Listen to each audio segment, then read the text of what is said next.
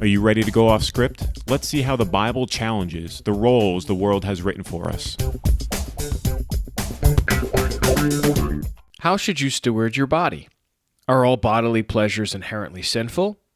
In order to grapple with these questions, we take a tour through the Bible from the Garden of Eden through the time of Jesus to observe the balanced biblical perspective between asceticism, the idea of denying all pleasures, and hedonism, the idea of living for pleasure.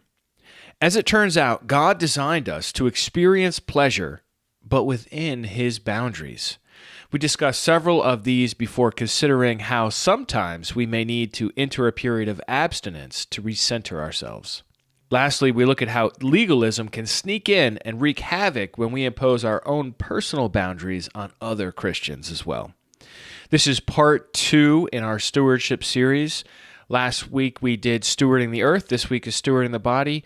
And here now is Off-Script episode 31. Today we're in part 2 of our series on stewardship, and we're talking about stewarding our bodies.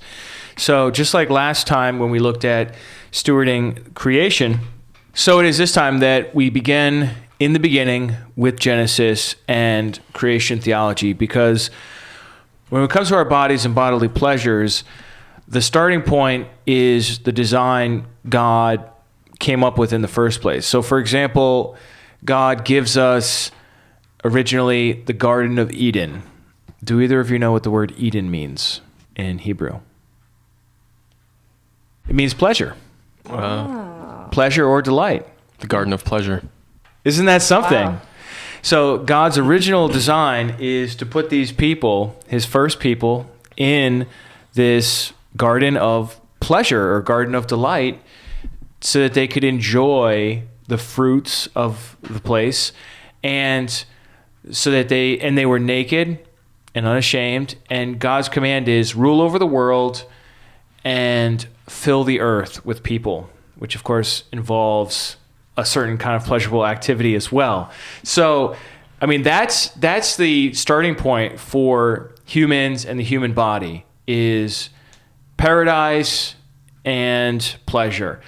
And then also want to add to that kind of like a scientific mindset that God's design of the human body itself, just by looking at how our bodies are designed, indicates to us that He designed our bodies to experience pleasure. And so if we talk about just like the feeling you get when you rub your fingers across your skin, I mean, that didn't have to be like that. I mean, at a very minimal level, the skin just needs to detect danger so that you can pull away. Mm-hmm. I mean, that's really all you have to have. But instead, you think about all the different kinds of senses that we can have in our skin. Think of like getting a massage. Why should that feel so good? Think about our taste buds and the incredible experiences that we can have with so many different types of cuisine.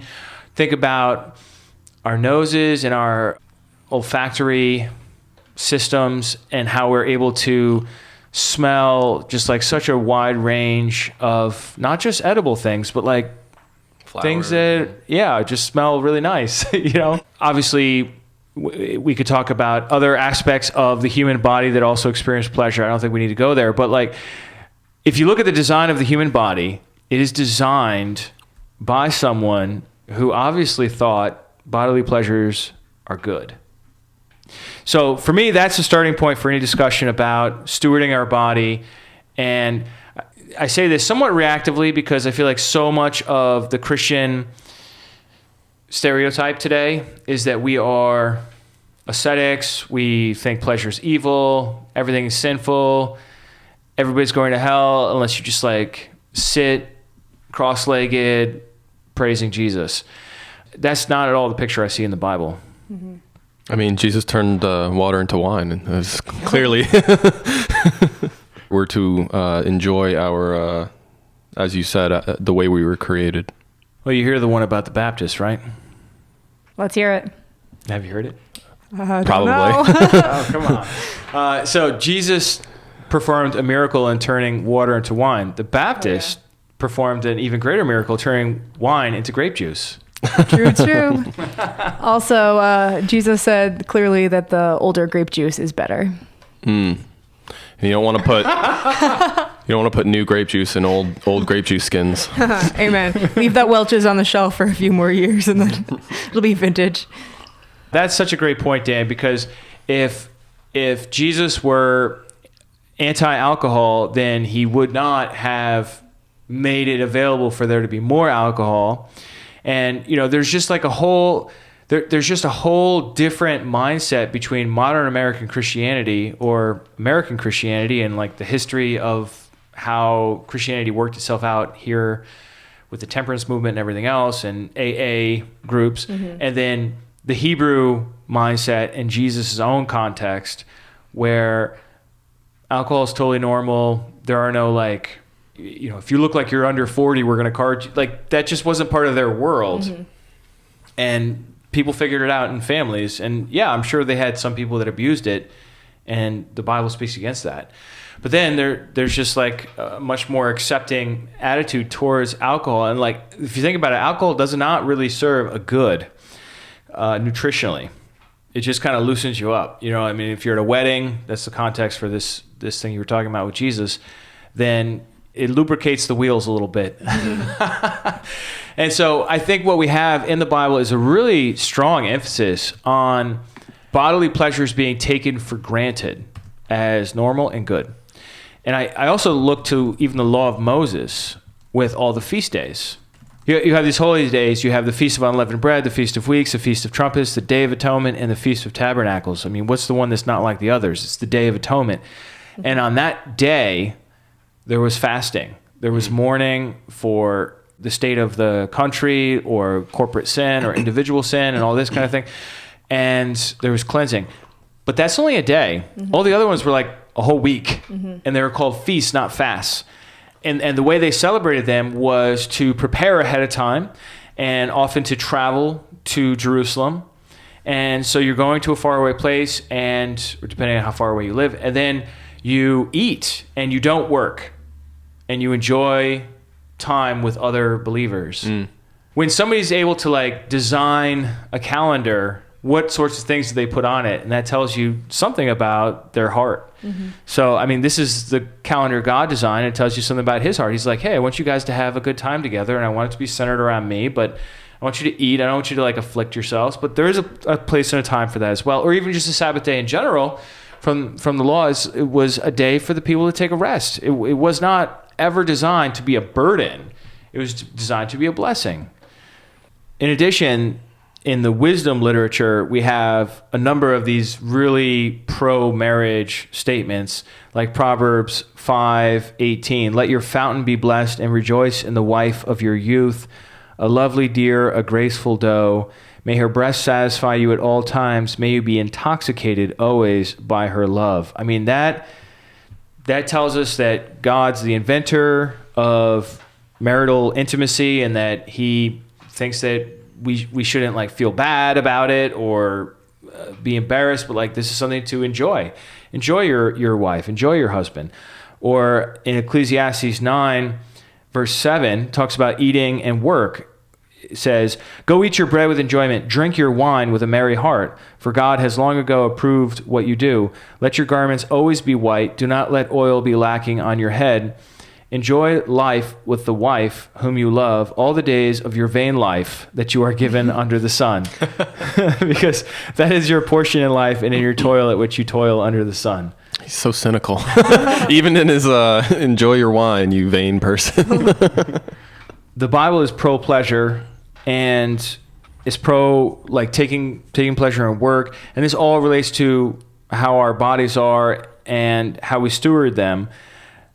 There are some people and some traditions, notably among the different orders of the Catholic Church throughout time, but also there are some Protestants and other groups as well outside of the mainstream that have taken a bodily pleasures is bad approach to Christianity and practice celibacy, for example, or very restricted diets and other sorts of training exercises so that they could sort of prepare themselves for the spiritual battle. And I don't know. I really struggle to like say that those people are doing anything wrong. I mean, I think the issue is when they say, oh, well, it's sin for you to put honey on your toast.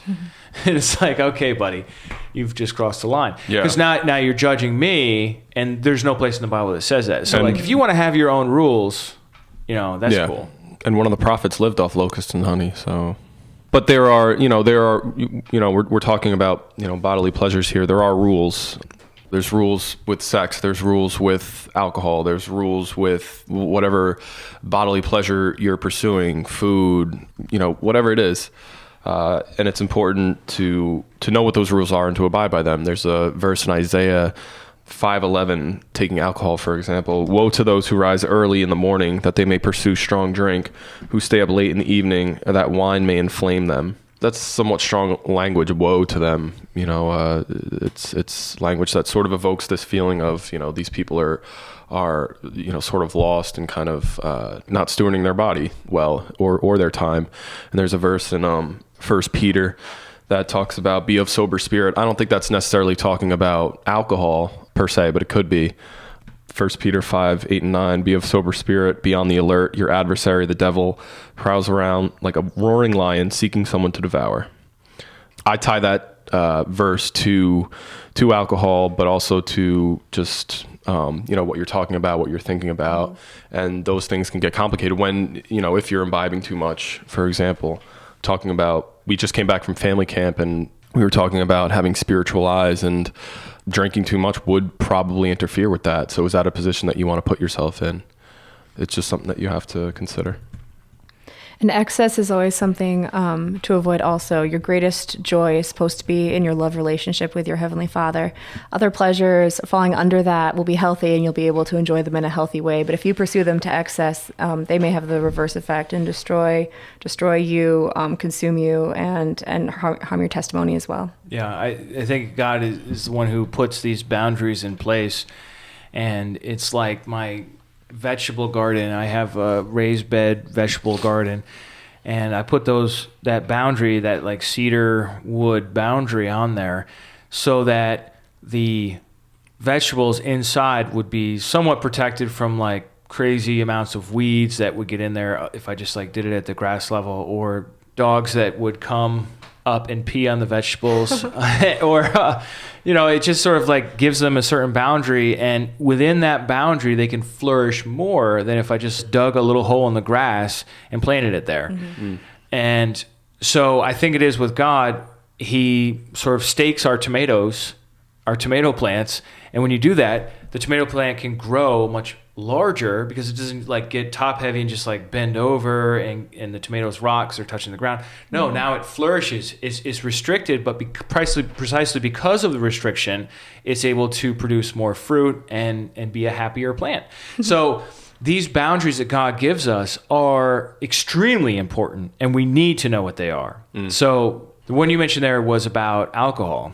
So God He engineers the world in such a way that alcohol is a possibility for people to make whatever kind. And then he puts a boundary on it, which is don't get drunk and don't make it be what your life is about, which is this verse you read.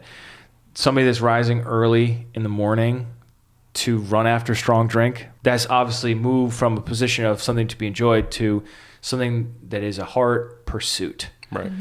And then, they're staying up late as well. So that's the alcohol. Another one of these boundaries relates to food, and we have the sin of gluttony, which is most definitely alive and well in our world today. In an age of cheap food and relative prosperity, this becomes a significant issue. I don't know if you guys have ever watched any of these shows.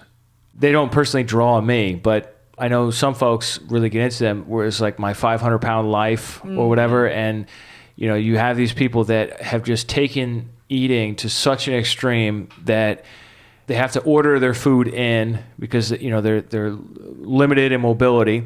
And then they let down a bucket out of the window and it's like, all right, here's the money, put the food in it, bring it back up because they're stuck in one part of the house because they're like too wide to get down the stairs. And then sometimes you see these news pieces where the fire department has to like disassemble the front part of the house or a part around a window to get the person out to bring them to the hospital, because otherwise they were going to die from whatever self-inflicted condition they had.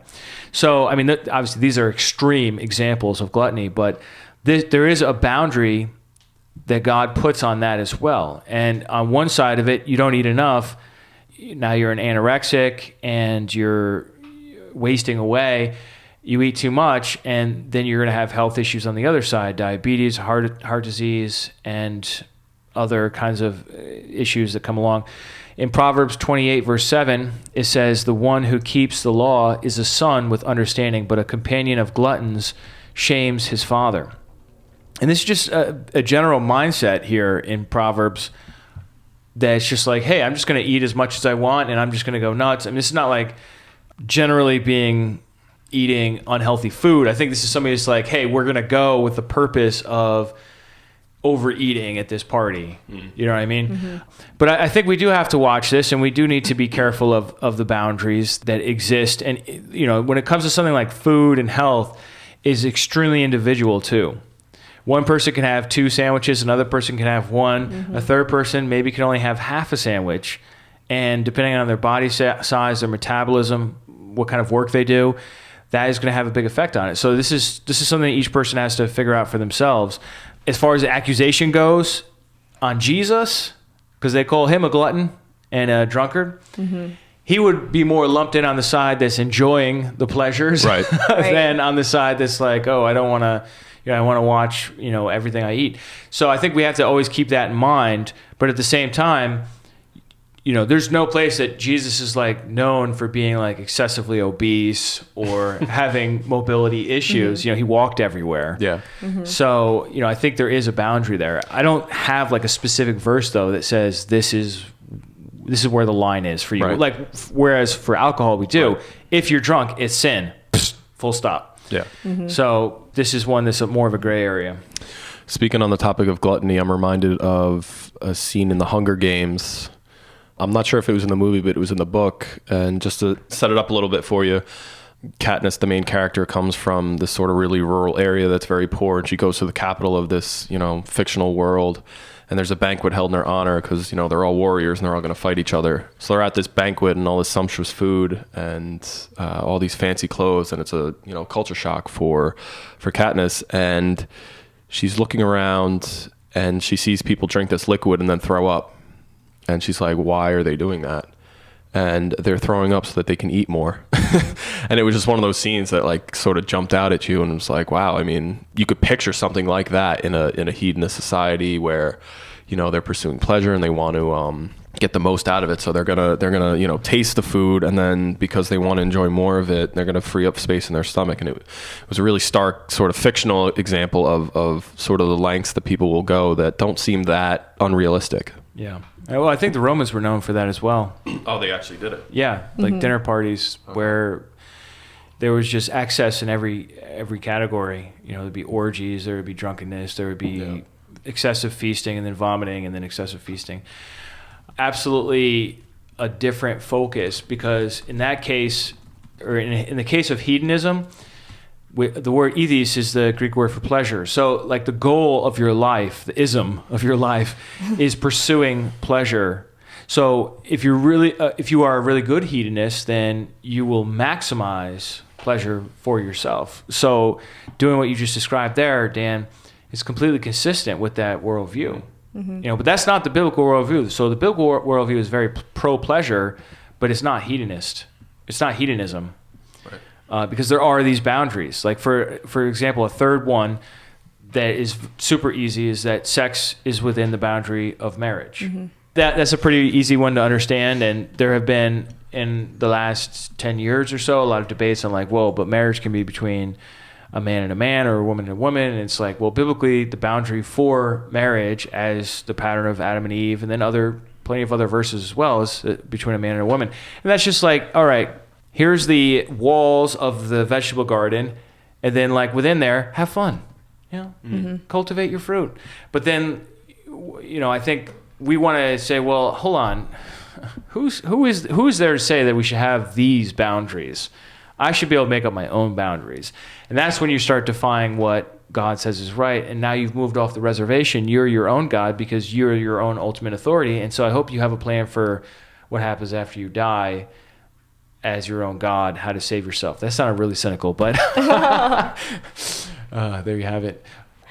In writing to the Corinthians, in 1 Corinthians 6, Paul is addressing sexual immorality that's running among the members of the church there in Corinth, and he tries to give them a God-centered approach to things, these pleasures that we have in our lives, and how do we limit them, and how do we sort of vet them in terms of what is godly. Paul writes, "All things are lawful for me, but not all things are helpful. All things are lawful for me, but I will not be dominated by anything. Food is meant for the stomach, and the stomach for food, and God will destroy both one and the other." So to the best of understanding here, Paul is addressing these statements and sort of this attitude of licentiousness that the Corinthians had. He addresses three different things that they were probably saying to justify their behavior. This idea that all things are lawful for me, Paul responds by saying, but not all things are helpful. And that's something to be aware of, the edification of the church, and then also your testimony. Another thing he addresses is this idea that all things are lawful for me. And Paul says, I will not be dominated by anything. That idea where eventually the pleasure could overtake you and consume you. They also were saying things like food is meant for the stomach and the stomach for food. Paul reminds them that this life will end. God will destroy both one and the other. Going from the food topic back into sexual immorality, Paul says the body is not meant for sexual immorality, but for the Lord, and the Lord for the body. That is supposed to be your topmost assumption in figuring out, how to enjoy the pleasures of this world. That first of all, your body is for the Lord. And to Rose's point, 1 Peter touches on that in 1 Peter 4:3. It's written, "For the time already past is sufficient for you to have carried out the desire of the Gentiles, having pursued a course of sensuality, lusts, drunkenness, carousing, drinking parties, and abominable idolatries." That's the idea of this BC mindset where, before you knew God, before you knew Christ, the things that people pursued, particularly younger people pursue, partying and hooking up, the whole hookup culture. I mean, we have entire industries built around it. We have entire industries built around drinking and of course, and of just having random encounters. That's what you were about before Christ came into your life. And it's important to recognize that and put that behind you. I guess it's so important to get these boundaries clear in our heads that, for example, partying, right? Like the verse you read there talked about drinking parties, and some other verses, for example, Galatians 5:21 mentions drunkenness, carousing, and things like these. And then Romans 13:13 talks again about this same collection of sins, orgies / carousing, drunkenness, sexual immorality, sensuality, quarreling, jealousy. In these various vice lists, a lot of times this aspect of having a good time together to excess comes up. We have to be careful there because on one hand, one side, you have Christians who say, well, the Bible's against these things, so we shouldn't play cards, and we shouldn't dance, and we shouldn't have any alcohol. And that's the boundary we need to hold. That's the line right there. And you know what the difference is between a Christian and a non-Christian? Non-Christians drink beer. And, there are subsections of Christianity, significant subsections of Christianity in America. That's where they hold that boundary, okay? And then you have other people that are like so focused on Jesus. Oh, well, Jesus was called a drunkard and a glutton, and he was always going out to dinner with the sinners and the tax collectors and the prostitutes. And so I'm going out to dinner with the prostitutes, and I'm going to go, to the parties where everyone's getting drunk and wasted and doing cocaine and meth. And that's where the sinners are. So that's where I'm going to be. And I'm going to go to the rave, and I'm going to take ecstasy. And, there's like the whole party culture in America. It's very strong. And, what really matters is my faith. That's one side of it, which obviously I'm kind of being a little facetious here, like obviously an extreme position. Then you have the other side. It's like, is that a package of cards in your pocket? Because we don't play cards around here. It's like, well, what? How is that a sin? Well, it's not mentioned in the Bible. Yeah, but we don't want to go down that road. There are other little rules like this that Christians have. And it's like, okay, how can we establish that boundary? Can you have a get-together with friends that involves eating and drinking and maybe a game or some sort of competition and have it be enjoyable, and then not have it exceed into excess and hedonism and all of that. I think that's the sweet spot of where you want to be, where you're not saying, oh, well, having fun is illegal, or on the other side, all that matters is my faith, so God just looks at my heart. I can basically be as extreme as the world is on this. And that seems to be the balance that Jesus was able to sort out. I mean, he would be with the sinners, and you better believe at some of the dinner parties Jesus went to, there were some people there that were drunk. There were probably a couple of folks that, maybe on the back end of the room, or their whole seating arrangement and housing structure was totally different than ours, much more open, and people would come in and out. And yeah, there probably were, but you better believe Jesus wasn't one of them. Yeah. Mm-hmm. You know what I mean? And so, like, as the Jesus follower, we want to be able to be in those kinds of environments to at least some degree, and yet retain our holiness and our serenity, and not compromise our testimony. Mm-hmm. And that is a case-by-case basis, because it depends on who you're with and what their background is and what your own weaknesses are. But you have to be really aware of what your own weaknesses are. Yeah, I think knowing your own weaknesses is key. I've heard many people justify saying this doesn't affect me, but we're not supermen like that. Jesus, we do know, was tempted in every way as we are, yet without sin. Jesus was incredibly strong. Jesus was able to go into those places and come out untainted and leave his own influence behind and his own kingdom message behind. We have to know when we are being conformed to the world, or when we are truly being transformed by the renewing of our mind and doing kingdom business.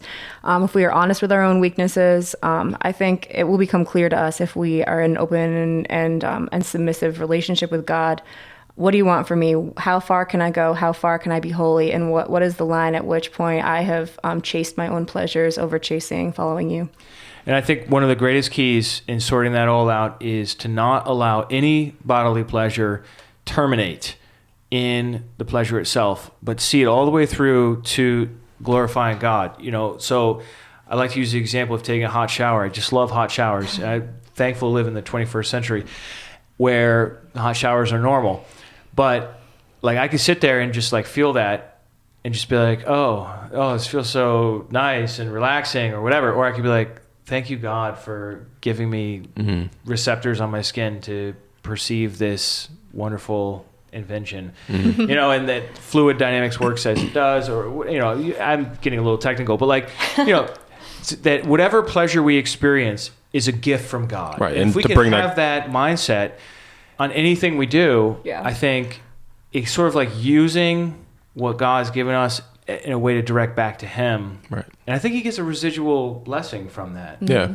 You give somebody something and then you see them use it and say, I'm really enjoying it, and they say, thanks for that. Right. It makes a difference.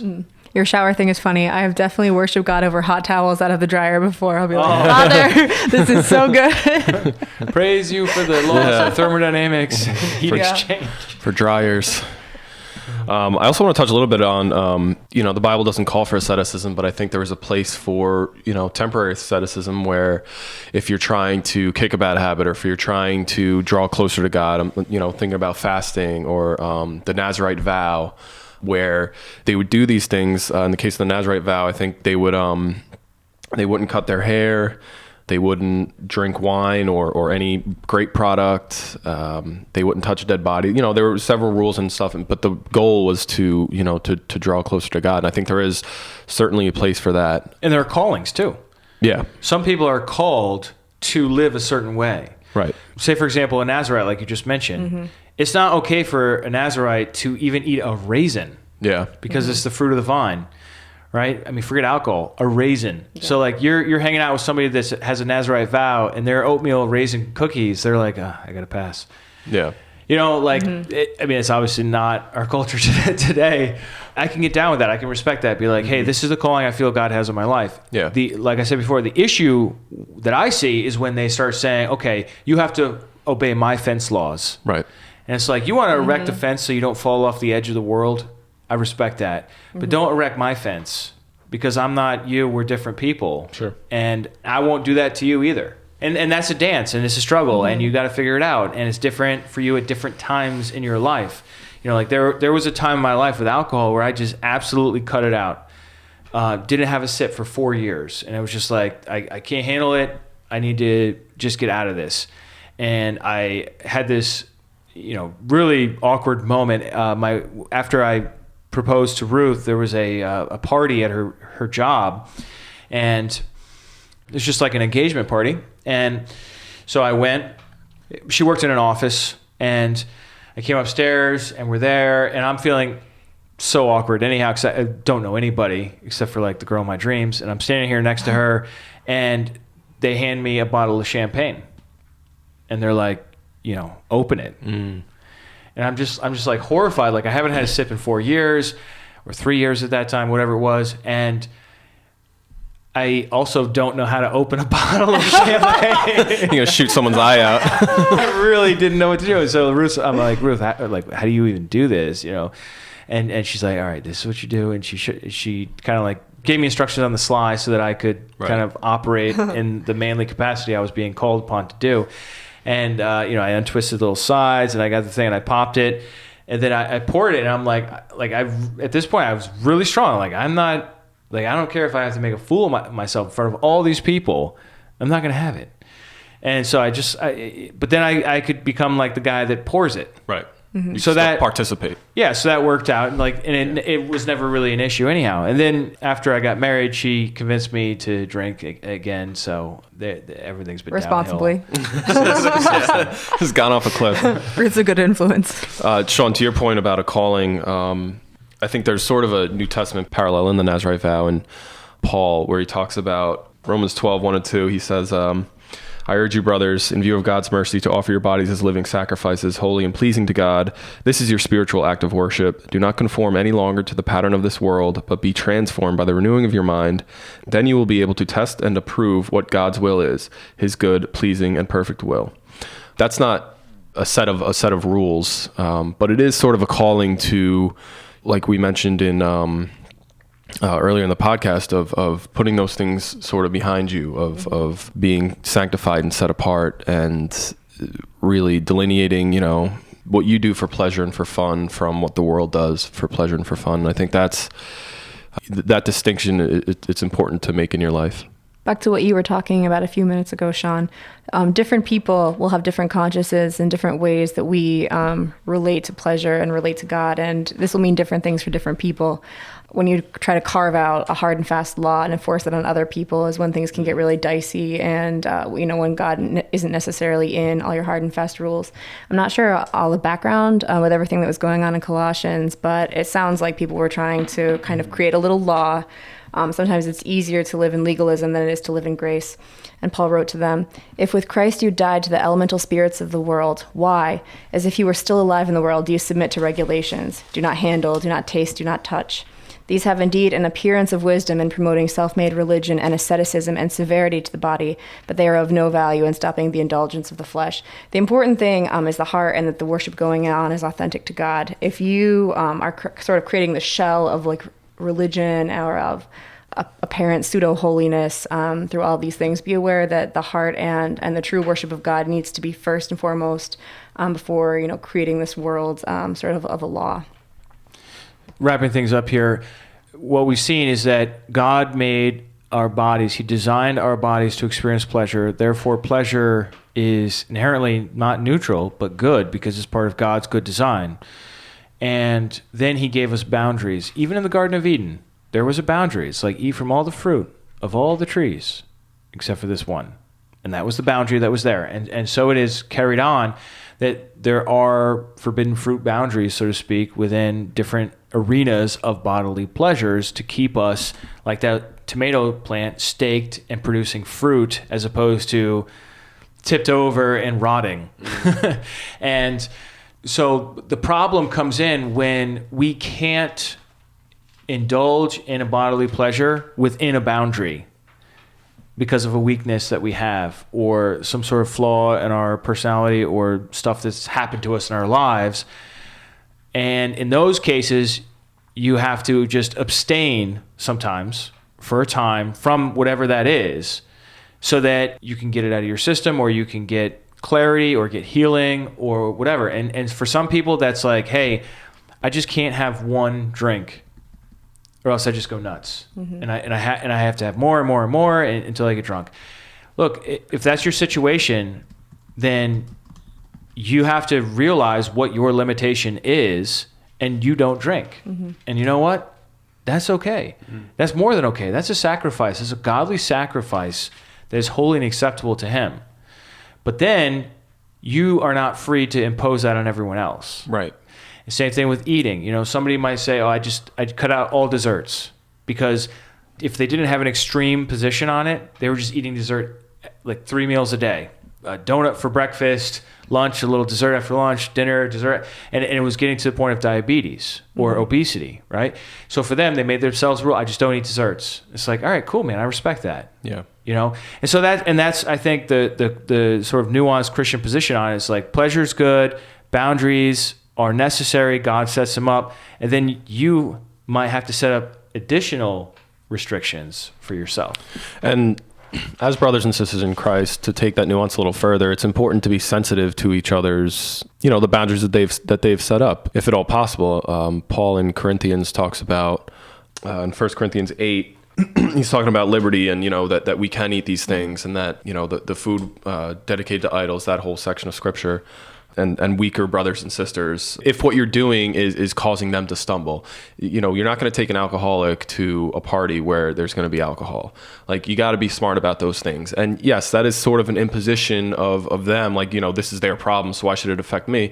But if you're truly pursuing Christ and trying to help this person, or you're just friends with them and encouraging them, it's important to be sort of sensitive to those boundaries when you're with people who have put in boundaries for themselves. It's important to I just want to make the point that it's important to be aware of that those things exist, and you don't want to put a stumbling block right in front of somebody. Right. Yes. Yeah, and I think we should be each other's allies. If we need to take extreme measures in our life to avoid sin and to center ourselves on God instead of on some sort of pleasure that we were obsessed with before, above and beyond just not putting a stumbling block in front of them, be each other's allies, look out for each other, encourage each other in what we need to do to pursue holiness.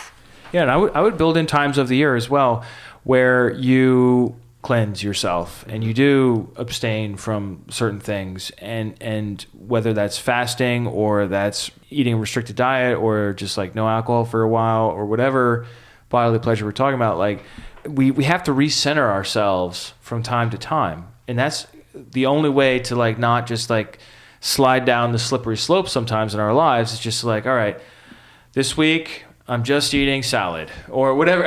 I don't know, just made that up, but like whatever that rule is. Or I did a week where I just did raw vegetables. Like, that's all I'm gonna eat this week, and it just kind of just reset my palate. And then by the end of the week, I could actually start tasting the vegetables because I'm like not so conditioned by high fructose corn syrup injected in everything to think that vegetables don't have any flavor. Like, by the end of the week, they start having flavor, because like our bodies adjust. So I think that's something else to keep in mind. But I think that's about it for today, right? Take us out, Rose. As believers, we have the amazing gift of Holy Spirit within us, and our bodies are supposed to be viewed as a temple of the Holy Spirit, which we have from God. 1 Corinthians 6 says, we are not our own, we were bought with a price. So our ambition as believers is to glorify God in our body. That is the first thing that we're supposed to think about in terms of forming a Christian approach to this. But I believe if God is our primary pleasure, that the other ones we will be able to experience in a more wholesome and healthful and truly enjoyable way in fellowship with each other. Thank you so much, guys. We hope we've blessed you, encouraged you, and given you something to think about. I'm going to say goodbye this week in Slavic. Zbohom. Thanks so much for tuning in today. If you would like to check out the other episode we've done on this series, Stewarding the Earth, you can do that online or in your phone or tablet. Just subscribe to us, and it'll show up there as Off-Script Episode 30. Also, if you'd like to read an article on this subject, bodily pleasures, and how the idea of asceticism, that all pleasure is evil, invaded the church in the 2nd and 3rd centuries, take a look at the show notes for today, or you can jump on to restitutio.org and look for Off-Script Episode 31, Stewarding Our Bodies, and scroll down to the links, and I have a link to an article that I wrote some time ago about that. And for next week, we're going to look at the subject of tattoos and piercings. So stay tuned for that. As always, Check us out online at restitutio.org. And remember, the truth has nothing to fear.